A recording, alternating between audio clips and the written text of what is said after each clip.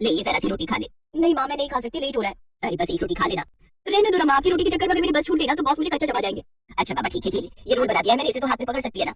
हाँ जल्दी आओ, मैं जा रही हूँ, बाय माँ। ये कहानी है रोमिता की, जो अपने माँ बाप की इकलौती संतान थी। उसकी माँ नम्रता और पिता नरेश ने उसकी पढ़ाई लिखाई में कोई कसर नहीं छोड़ी थी। और रोमिता कॉलेज टॉप करने के बाद अब एक IT कंपनी में जॉब कर रही थी। फिर उसी शाम, माँ आप पापा की बीवी हो, मेरी नहीं, रोज ऐसे बैठकर मेरा इंतजार क्यों करती हो? सो जाया करो ना टाइम से। जब तू माँ बनेगी ना तब तुझे मालूम चलेगा कि अपने बच्चे को देखे बिना माँ की आंखें नहीं लगती। अच्छा पर पहले मेरी शादी तो करवाओ या ऐसे माँ बन जाओ, बताओ। रुक बदमाश कहेगी, अभी बताती हूँ तुझे। रोमिता हंसते हुए अपने कमरे की तरफ जाने लगी, तभी उसके पापा सामने पड़ गए और फिर अरे अरे क्या हो रहा है भाई?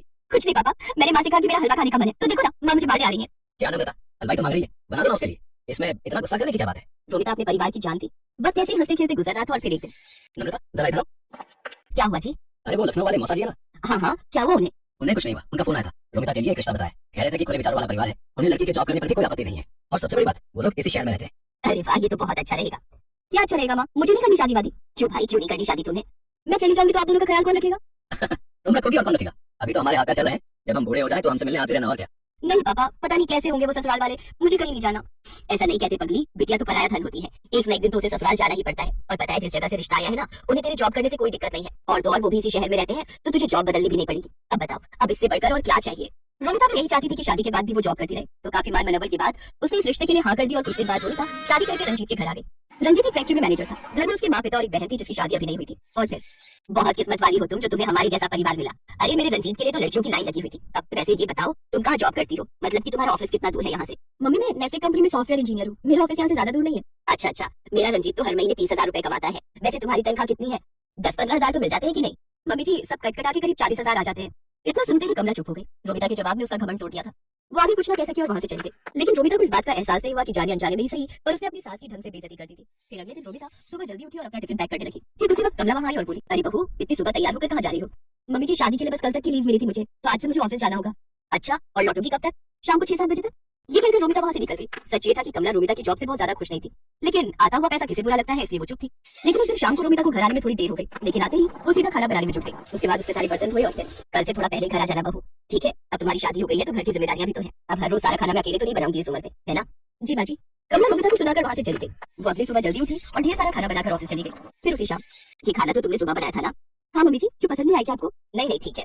उस दिन तो कमला ने रोमिता से कुछ नहीं कहा, लेकिन कमला को ये बात हजम नहीं हो रही थी कि रोमिता क्यों इतनी आसानी से सब मैनेज कर ले रही है। फिर एक दिन कमला ने कलेश फैलाने की ठानी ली और उसी शाम, देखो बहू मैंने और रंजीत के पापा ने बहुत कोशिश की, मगर हम इतना एडजस्ट नहीं कर पाएंगे। मेरी गर्म खाना खाने की आदत है समझी, तो कल से शाम का खाना शाम को ही बनाना, समझी? पर मम्मी जी अब बहस मत करो मुझसे, जो कह रही हो बस वही करो। अपनी सास से डांट खाकर रोमिता बहुत परेशान हो गई। उसे समझ में नहीं आ रहा था कि वो ऑफिस के साथ साथ घर का काम कैसे मैनेज करे। इस चक्कर में वो ऑफिस में भी परेशान रहने लगी। फिर अगले दिन, मम्मी जी मुझे आपसे कुछ बात करनी थी। हाँ बोलो क्या बात है? वो मैंने रिजाइन कर दिया है, अब कल से मैं ऑफिस नहीं जाऊंगी। अरे पर ऐसा क्यों किया तुमने? क्योंकि ये सब एक साथ मुझसे हो नहीं पा रहा था मम्मी जी, ऑफिस के चक्कर में मैं आप लोगों का ख्याल नहीं रख पा रही थी। अच्छा ठीक है, फिर अब जाओ जाकर मेरे लिए चाय बना दो। अजीब बात ये थी कि जो कमला हमेशा यही चाहती थी कि रोमिता जॉब छोड़ दे, अब वो उसकी जॉब छोड़ने पर भी परेशान थी, लेकिन उसने अपनी परेशानी रोमिता के सामने जाहिर नहीं की। उधर अब रोमिता जल्दी जल्दी काम निपटाकर अच्छे से आराम करती। उसे एक ब्रेक चाहिए था जो अब उसे मिल गया था, पर दूसरी तरफ रोमिता के जॉब छोड़ देने से घर का बजट हिल गया था। रंजीत ने रोमिता की सैलरी के दम पर 2-3 लोन भी ले रखे थे, जिनकी सारी किस्तें अब उसे चुकानी पड़ रही थी। सिर्फ एक ही महीने में हालत इतनी खराब हो गई कि लोन चुकाने के लिए रिश्तेदारों से कर्ज लेना पड़ गया। और फिर एक शाम पूरे परिवार के सामने कमला ने अपने दिल पर पत्थर रखकर कहा, वो रोमिता मुझे बुरा लग रहा है कि तुमने नौकरी छोड़ दी। कोई बात नहीं मम्मी जी। नहीं, अब देखो ना, तुमने इतनी पढ़ाई की, इतने साल काम करके तजुर्बा कमाया और अब तुम घर बैठी हो, और तुम्हें भी तो अपने ऑफिस की याद आती होगी ना। अब तुम एक काम करो, तुम फिर से नई नौकरी ढूंढो अपने लिए, या फिर अगर पुराने ऑफिस में ही बात बन जाए तो देख लो। ठीक है माँ जी, पर वो खाने का थोड़ा देखना पड़ेगा, मुझसे सारा काम तो नहीं हो पाएगा। अरे नहीं, मैंने सब सोच लिया है। तुम सुबह सब्जी बना जाना, बाकी मैं दोपहर और शाम को रोटियां बना दिया करूंगी, और जब तुम ऑफिस से लौटोगी तो चाय भी बना दूंगी। ठीक है माँ जी, जैसा आप कहें। अगले दिन सुबह रोमिता अपने मायके पहुंच गई और सीधा जाकर अपनी माँ के गले लग गई। और फिर क्यों? कहा था ना तेरी सास का घमंड एक दिन जरूर टूटेगा। अच्छा ये बता, तेरी छुट्टियां कब खत्म हो रही हैं? आज ही तक थी माँ, कल से वापस ज्वाइन करना है। सही है, चाय पिएगी? नहीं, आज तो मेरी सास के हाथ की चाय पहले से फिक्स है। आप चलो मेरे साथ, आज हम पूरा दिन शॉपिंग करेंगे। रोमिता की बात सुनकर नम्रता मुस्कुरा दी, और इस तरह रोमिता ने अपनी समझदारी से सब ठीक कर दिया। सुबह सुबह खाना बनाकर वो घर के प्रति अपनी जिम्मेदारी भी पूरी कर रही थी और पैसे कमाकर घर के बजट को भी संभाल रही थी। सुजाता देवी की 3 बेटे और 3 बहुएं थी। 2 बहुएं रेखा और उमा अमीर घर से आई थी, जबकि सबसे छोटी बहू कोमल गरीब घर की थी। इसीलिए सुजाता देवी अपनी दोनों बहू रेखा और उमा के साथ ज्यादा अच्छा व्यवहार करती थी, पर अपनी छोटी बहू कोमल को वो कुछ नहीं समझती थी। इसीलिए रेखा और उमा भी अपनी देवरानी कोमल की हर समय इंसल्ट ही करती रहती थी।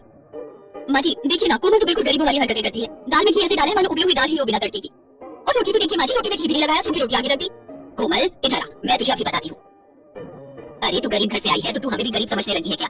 जब घर में किसी चीज की कोई कमी नहीं है तो तू इतनी कंजूसी क्यों करती है? हाँ, आज तूने खाने में देसी घी क्यों नहीं डाला? माँ जी देसी घी खत्म हो गया है, जो था वो मैंने यूज कर लिया। माँ जी अभी 2 दिन पहले तो देसी घी आया था, इतनी जल्दी से खत्म भी कर दिया। क्या ये देसी घी खुद तो नहीं खा जाती? क्योंकि उसने मायके में तो कभी देसी घी खाया ही नहीं होगा। नहीं बाजी, घी तो रखा था, पर कल रेखा भाभी और उमा भाभी ने मुझे पिन्नियां बनाने के लिए बोला था, तो सारा घी पिन्नियां बनाने में ही लग गया। अरे अब तू मेरी बहुओं के खाने पर भी नजर लगाएगी? तेरी इतनी हिम्मत? अरे तू गरीब घर की है, इसीलिए तू ऐसी हरकतें करती है। चल जा यहाँ से। रेखा बहू, लाला को फोन कर दे, नौकर के हाथ 5 किलो देसी घी भिजवा देंगे। कोमल रोती हुई रसोई में चली जाती है। उसे अक्सर ये ऐसे अपमान सहने पड़ते थे। नया साल आने वाला था, घर में नए साल की पार्टी की तैयारी चल रही थी। रेखा और उमा दोनों ने ही अपने मायके वालों को नए साल की पार्टी के लिए इनवाइट किया हुआ था। बस कोमल के ही मायके वाले रह गए थे। माँ जी, हमने अपने अपने घर में तो सबको बोल दिया है नए साल पर आने के लिए, पर कोमल के घर वालों को बोलना भी रह गया। कैसे करना फिर? अरे छोड़ो ना, उन भिखारियों को बुलाने की क्या जरूरत है? पार्टी में तुम दोनों के घर से सब लोग आ जाएंगे। अब तुम्हारे मायके वालों में और कोमल के मायके वालों में बहुत फर्क है। नहीं माँ जी, ऐसा मत कीजिए। मैं तो कहती हूँ उसके मायके वालों को बुला ही लेते हैं। सबके सामने उनका ऐसा अपमान करेंगे कि हमेशा याद रखेंगे। कहानी बढ़ाइए, मैं आप सबको समझाती हूँ। रेखा और उमा अपनी सास के साथ मिलकर कोमल के मायके वालों को अपमानित करने की योजना बनाती है। बहू, घर में नए साल की पार्टी है, रेखा और उमा के मायके वाले भी आ रहे हैं, तो मैं चाहती हूँ कि तुम भी अपने मायके वालों को न्योता दे दो। इस बार नया साल हम सब मिलकर मनाएंगे। जी माँ जी, मैं फोन कर देती हूँ। अब आएगा मजा, आने दो इसके मायके वालों को। कोमल को जरा सी भी भनक नहीं थी कि उसकी पीठ पीछे उसकी सास और जेठानियां उसके खिलाफ क्या षड्यंत्र रच रही है। 31 दिसंबर का दिन आ जाता है। कोमल के ससुराल में पार्टी की तैयारी चल रही थी। रेखा और उमा के मायके वाले आने शुरू हो गए थे। रेखा और उमा ने रसोई में घुसकर तक नहीं देखा, वो तो अपने मायके वालों के साथ ही बातों में लगी हुई थी।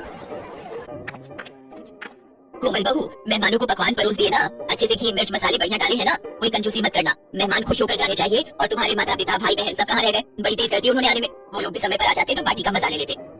जी माँ जी, मैंने सबको खाना परोस दिया है और वो मम्मी से मेरी बात हुई थी, बस पहुंचने वाले हैं। तभी कोमल के मम्मी पापा और भाई बहन आ जाते हैं। नमस्ते जी, नमस्ते। आओ आओ, बड़ी देर कर दी आप सबने आने में। आज 31 दिसंबर की वजह से बहुत भीड़ थी, ऑटो भी नहीं मिल रहा था। बड़ी मुश्किल से ऑटो मिला तो हम पहुंचे हैं।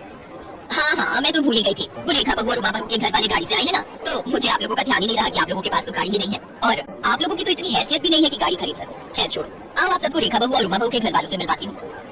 अब समधन जी, ये कुछ मिठाई लाए थे नए साल के आने की खुशी में। रख दीजिए। वैसे हमारे घर तो वो बड़ी दुकान है ना जो बाजार में है, वहीं से शुद्ध घी की मिठाई आती है। देखते हैं, अगर हमने नहीं खाई तो घर के नौकरों को दे देंगे, उनका भी तो नया साल है। कोमल सब सुन और समझ रही थी। वो अब तक ये जान चुकी थी कि उसके मायके वालों का बहुत अपमान हो रहा है, पर वो उस समय चुप रही। कोमल की जेठ जेठानी अपने अपने घर वालों के आवभगत में व्यस्त हो गए। सूरज ये सब देख रहा था। कोमल, अपने मम्मी पापा के लिए भी प्लेट लगा लो, सब लोग खाना खा रहे हैं। तुषार ज्योति, चलो तुम लोग भी खाना खा लो, चलो। जी हाँ, बस मैं लगा ही रही हूँ। मम्मी पापा, तुषार ज्योति आओ बैठो, मैं आप सबको भी खाना परोस देती हूँ। कोमल जैसे ही खाना लेने रसोई में जाती है, वो देखती है सारे बर्तन खाली थे, उसमें खाना था ही नहीं। कोमल घबरा जाती है। अरे बर्तनों में तो खाना ही नहीं है, मैंने तो बहुत सारा खाना बनाया था। क्या हुआ कोमल, तुम परेशान क्यों? अपने घर वालों के लिए खाना लगाओ, अच्छा नहीं लगता वो सब ऐसे ही बैठे हुए। क्या खाना लगाऊं? खाना तो बचा ही नहीं है। मैंने इतने सारे पकवान बनाए थे, बल्कि ज्यादा ही बनाए थे। रसोई में तो कुछ भी नहीं है। अच्छा नहीं लगता सबसे इस बारे में पूछना। रुको मैं कुछ करती हूँ। पर ऐसा कैसे हो सकता है? अगर तुमने ज्यादा खाना बनाया था तो आखिर खाना खत्म कैसे हो गया? मैं अभी माँ और भाभियों से ये बात पूछता हूँ। नहीं, अच्छा नहीं लगता, सब मेहमानों के बीच में बैठे हैं। कोई नहीं, मैं सबके लिए कुछ और बना देती हूँ, थोड़ी देर लगेगी। रुको, मैं बाजार से कुछ ऑर्डर करता हूँ। तुम कहाँ इतनी जल्दी सब कुछ बना पाओगी? नहीं, बाजार का मंगवाओगे तो सबको पता चल जाएगा। आप टेंशन मत लो, मैं कुछ बना लेती हूँ।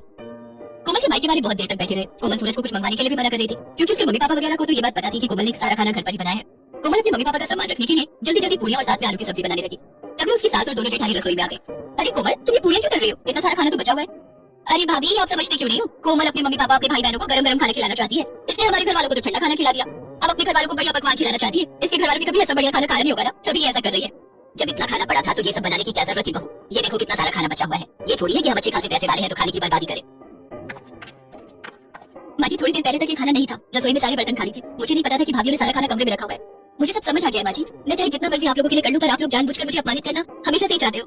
कमरे में मेरे मम्मी पापा और मेरे भाई बहन बैठे हुए हैं। अब मेरा मन नहीं है कि मैं इस घर में रुकूं। मैं उन लोगों के साथ अपने घर जा रही हूँ, अपनी माँ के घर। मुझे तो ऐसा लगता है कि यहाँ पे कोई मेरा अपना है ही नहीं। सूरज जी, मैं यहाँ नहीं रुक सकती। जहाँ इज्जत नहीं हो वहाँ से चले जाना ही अच्छा है। रुको कोमल, तुम अकेले नहीं जाओगी, मैं भी तुम्हारे साथ चलूंगा। अब हम यहाँ रहेंगे नहीं। जहाँ मेरी पत्नी की इज्जत नहीं, वहाँ मैं भी नहीं रह सकता। मैं भी कब से अपने आप को रोक कर बैठा था। अरे सूरज, ऐसा नहीं कहते, कोई बात नहीं, छोटी छोटी बातें होती रहती है। कोमल, गुस्सा थोप दो।